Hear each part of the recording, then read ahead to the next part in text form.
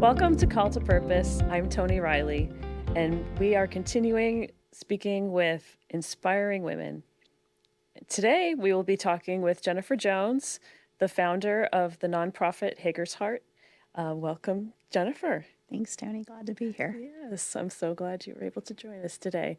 So, speaking of inspiring, you you have your nonprofit Hagar's Heart, right? We are, yeah.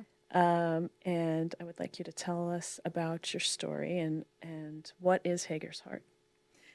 You know, it's interesting because inspiring kind of makes me crawl in my shell because I'm a vessel. And what I've learned in the last 4.5 years and really longer than that is that Hagar's Heart is a voice for those who feel like they don't have a voice, who are being abused in their home. It's also Hagar's Heart strives to say that domestic violence is more than a black eye, and it can be so many different types of abuse. And as I began my journey to healing, I was out of my relationship that was abusive for 13 years before I admitted I was a domestic violence survivor. And that was part of the myth I believed, that it only...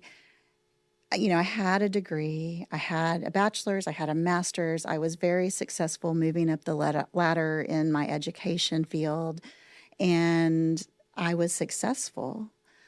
But as I was doing all of those things, I was hiding a secret. And in my mind, I just had a bad marriage that I couldn't fix. And, July 31st of 2007, I looked up at the sky. I'd lost my job, built a brand new house, had separated, and had lost a school and did not have a job. And I just said, Lord, if you want it, you can have it. So I look at that as that's when he kind of started shifting and sifting things out of my life to where my purpose was Hagar's Heart. And what we do is we support domestic violence organizations. We're currently partnering with 8 here in DFW with the goal to be in every county in North Texas. And then who knows what God's going to do. But we support the kind of the now what. You can have the counseling, the shelter, you can get financially set, but there's still the trauma of what comes after. So Hagar's Heart is there from the beginning to the end, and the hope is that we provide those tools, that you matter. Our 3 words are that we want these men and women to feel seen, worthy, and loved. Wow, what a powerful testimony, and just how God used your tragedy and your difficult situations and turning it to good, and that you're obedient to what he's calling you to do in helping other women and other people, could be men as well. And just the fact that you mention and you make the point to bring up that it's not just, like you say, a bruised eye. It's not just physical. And this is something you taught me when we connected, is that it can be emotional. Like emotional abuse is considered as domestic violence, which is something I think a lot of women don't know. Either that or I was the only one that didn't know that. Well, and I think, when I look at what's on TV or what we hear, we usually hear the tragedy. We hear the 911 call of someone famous. We hear of a murder or a death. We hear of women, and you did say men. What the statistics are, it's 1 in 3 women and 1 in 4 men will have experienced what we call intimate partner violence or domestic violence in their lifetime. It's still really high. It's extremely high. It's mostly women, but it's obviously high. And I've met many men who have come to us who were falsely accused. And, again, it goes back to the stigma of men are stronger than women. But I mean, I am a woman, and I know when I get angry, I know what, could happen if I went down that road. So it's an understanding that, the reason, we took Hagar's Heart farther is because 96% of women who have called a hotline to get help have said that they have experienced verbal or emotional abuse. And when you look at the cycle of abuse, I think that's, even for me, while it did get to physical, it wasn't, I had the choice to leave. I had a place to go. Not everybody has that opportunity. And when we think about these things, especially I had insurance, I had a job, I had a support system. Women who are needing a support system, just in Texas this last year, 50 to 53% of women who needed help in a shelter were turned away. They needed a safe space. What we do at Hager's Heart is try and share. You don't have to need a place to stay to seek services. Because again, that was the myth that I was under. I, one, thought it was physical. And like I said, there were physical times. And so I didn't need to go to a shelter because I had a family member's house to go to. So therefore, I disqualified myself immediately. In the past few years too, there have been women who have been abused physically who are here illegally and think that they don't qualify for services. Yeah. Or I'm married to a doctor or a lawyer who has a six-figure income, and therefore, I can't leave this lifestyle. Yeah. The biggest thing is everyone is a human being and deserves to be treated fairly. Yeah. No matter what your income. No matter what your income, no matter what you look like. Yeah. And while those statistics are 1 in 3, 1 in 4, I am not in that statistic. And I can tell you I left many more times than 7 to 12. Yeah. Yeah. Well, I think that's very common. And it also being in, having kids. I mean, there's so many things that hold you back from like, oh, I don't want to do this because of the fear-based decision making, as I refer to quite often is, well, what if this, what if that,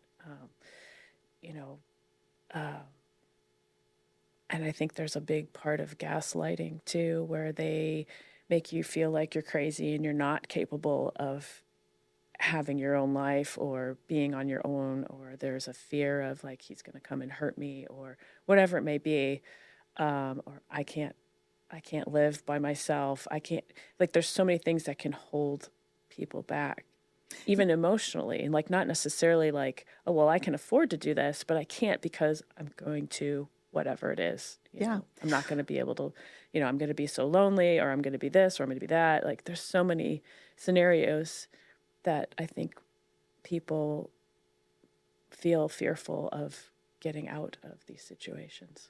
Well, and I often say I blame Cinderella. Yeah. We all grew up wanting to be a princess, wanted to be treated like a princess. And really, in my mind, by the time I was 17, I was married. And I think that's another part that I see is the biggest age group that we know of is 17 to 24 that are affected by domestic violence.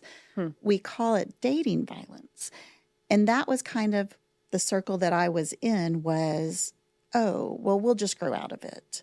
I also had convictions of if you do this, then you have to do that. And so, my conviction was that, I was a Christian who you only have sex with one person. Yes. Therefore, when I made that commitment, that was it. Yes. And what happens with that cycle is that I became what I call a works girl. Okay, Lord, this is what you've called me to. So I'll just try and change it by being better. I'll just make sure when I know things are not right that we don't step on eggshells. We, make sure I make a really good dinner, or make sure I just stay out of the way, or whatever it was, and then it became, oh, let's just buy a brand new car. Oh, let's just buy a house. Oh, let's just have a baby. And as Thinking I climbed, it would get better. it would get better. Yeah. And what I realized is God wasn't really, God protected me, one, but God really wasn't my heart. And so going to how we got the name Hagar's Heart, when I, in 2007, I told you July 31st, and then when I left education and I'd been in education for 20 years. In 2018, I left. And at that point, I mean, my degree is an early childhood degree. My master's is reading. That's pretty specific. And I said, what am I going to do now? And really the gift that was given to me at that time, because I was a single mom when my oldest was little, is that we were in a position where my now husband was able to be the sole provider, and I got to be a mom. And so it was through those times. And then in 2007, 2018 is where I say I met Hagar. And I was so angry with God because, as I said, I was a works girl. I'd done everything right. So why? But it was in those 2 years that I read Genesis 16:13. And I couldn't figure out why I connected with Hagar, because we're two totally separate situations. She was used because Sarah couldn't have a baby. She, I've read different Bible studies that said she was a daughter of a Pharaoh, but she believed in what Sarah and Abraham were doing, so she followed them. And so the guilt and the shame I very much resonated with. And then she ran away, which is really what I was doing too. And when she was met by an angel, she looked up in Genesis 16:13 and said, I now see the God who sees me. And that's when I began hope in 2007. But in 2018 is when I realized I'm more than a teacher. I'm more than a single mom. I'm more than abused wife. I'm Jennifer. And you called me to be Jennifer. Yeah. Therefore, that's kind of the message we share at Hagar's Heart, is that you're more than your titles.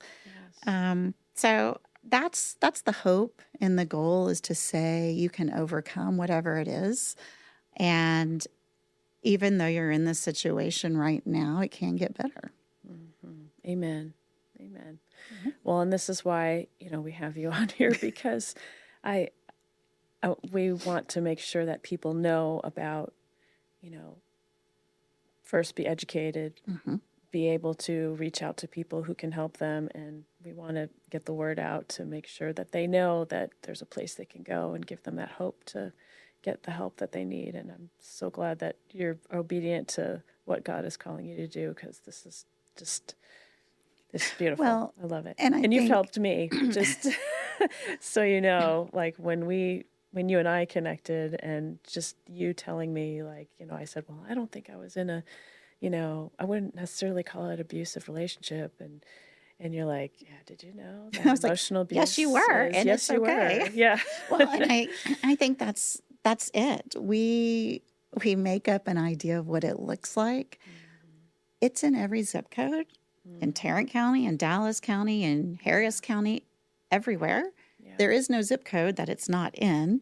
It's in every state. The interesting thing that I've learned is we don't give, I don't want to say credit, but we don't acknowledge that men can be abused too. Sure. And so in our country, we only have 2 shelters for men.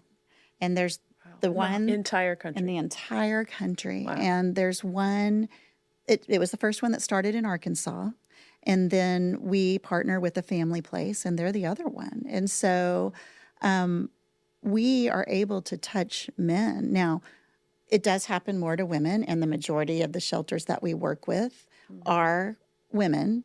But actually, between the Family Place and One Safe Place, which is in Tarrant County, and One Safe Place is different because it's a walk-in. And truth so they'll be told, take whoever, whether it's men, you can walk in Monday through Thursday from 8:30 to 5. You are then partnered with an advocate who does a danger assessment, and you're partnered with somebody who understands, and really, I would believe that's kind of the first validation of, okay. And then it's not, because what I've learned too, it doesn't look the same, right? Like you had just kind of thrown to the wayside that you had experienced abuse.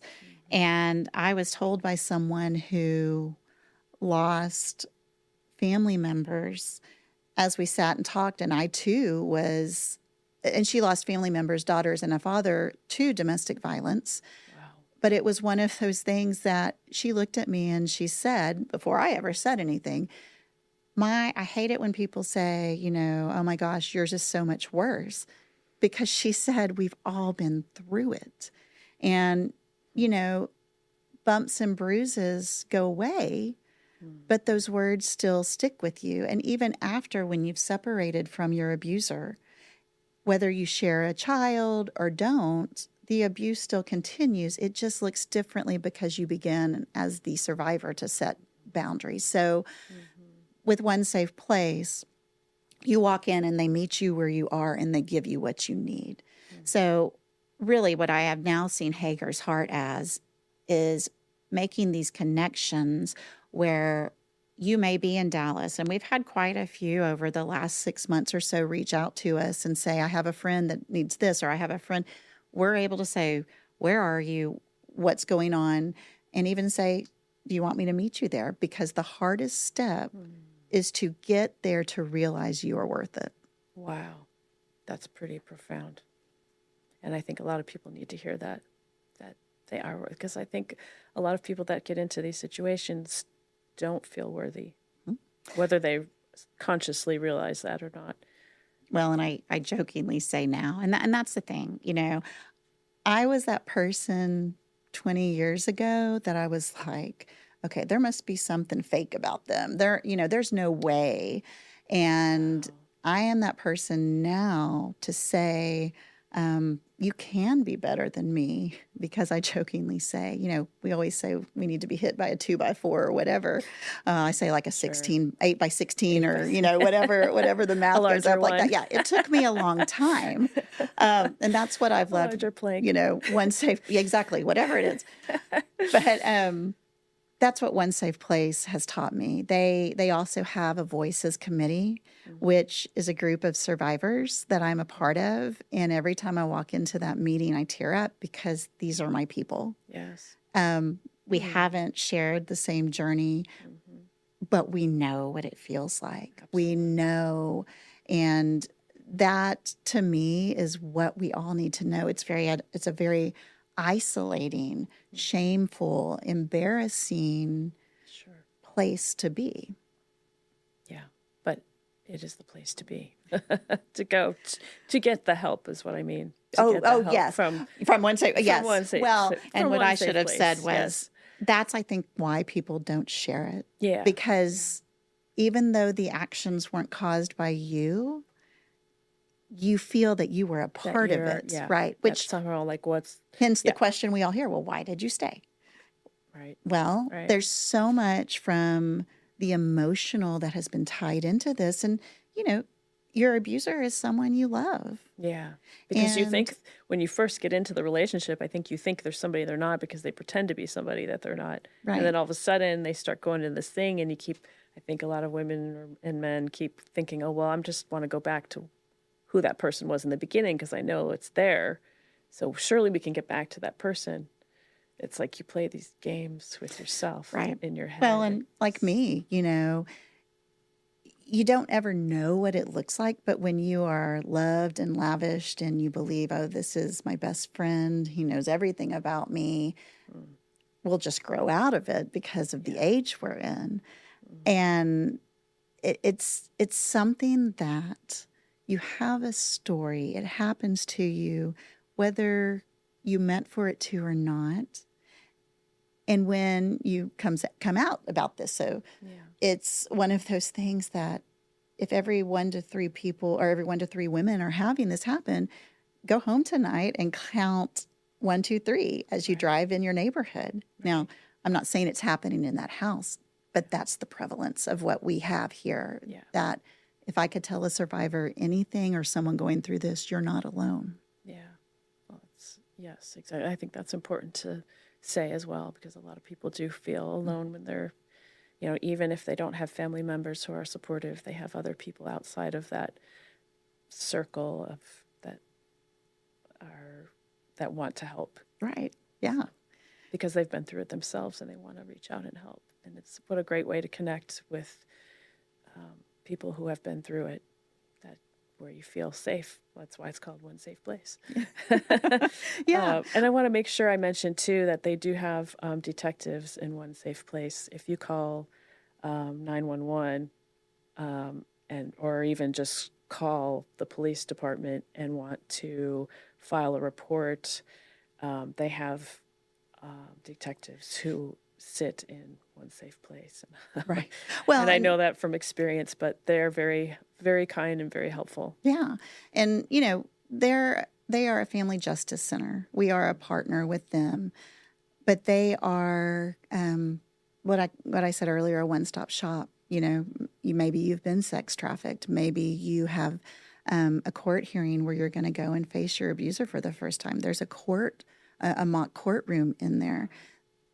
They will find if you need shelter. They may not have shelter, but they're going to find where it is that you can go. And so they have it all because they recognize that it's not just a woman problem or a man problem, that it's a community who needs to come together to support these people. So that's why I'm proud to partner with them as Hagar's Heart, because we're just a piece of the social emotional that is helping them make whoever they serve whole again. Wow, wow, that's awesome. I love that, and I'm so glad you're a part of it. Me I know too. God brings all the good, all the bad into good. That's His promise, right? Very Well, I much want to so. make sure that I ask all the questions, or at least most of the questions that I wanted to hear from you. Um, let's see, we answered that. What advice would you give someone who's feeling afraid of taking a step in the right direction with protecting her children and herself emotionally and physically? That's a hard one. The first thing I think I would say is it's okay to think you can and then think you can't. It's okay to make mistakes. It's okay to also care for yourself. And I think, that is why Hagar's Heart provides the ICU box, which is really how it all started on my front porch in COVID, May of 2020, where we were being told on the news that women couldn't leave. They couldn't contact a shelter. They couldn't get the help because we were in a lockdown. What was real interesting to me is at that time, I connected emotionally, but I still hadn't admitted I was a domestic violence survivor. Wow. And because of what surrounded my situation, I was in a support group. And while that support group saved my life and gave me some tools, that support group also, for whatever reason, made me keep my story quiet because I felt like if I kept my story, like if I told my story, it would out what I was supposed to be protecting from my abuser. And through lots of counseling, I realized that my story mattered just as much as his did. And just because the circumstances happened at a certain time didn't change. There's no excuse for domestic violence or domestic abuse. And I'm here to say too, we look at the word violence and all we think of is immediately the physical. Right. But I can tell you, violence in words is the most cutting to the heart thing. That a dear friend told me that going through this, it's a marathon, not a sprint. And so going back to what would I say, I think more than saying anything is to know that someone's going to listen and believe you. Because I can say everything, but that's not what someone who's experiencing this needs to go through. They need to hear, I should say. As we go through this, it's something that the cycle of abuse can be really small. Maybe it just happens once a year and it's just this incident. Well, and you mentioned about I believe you.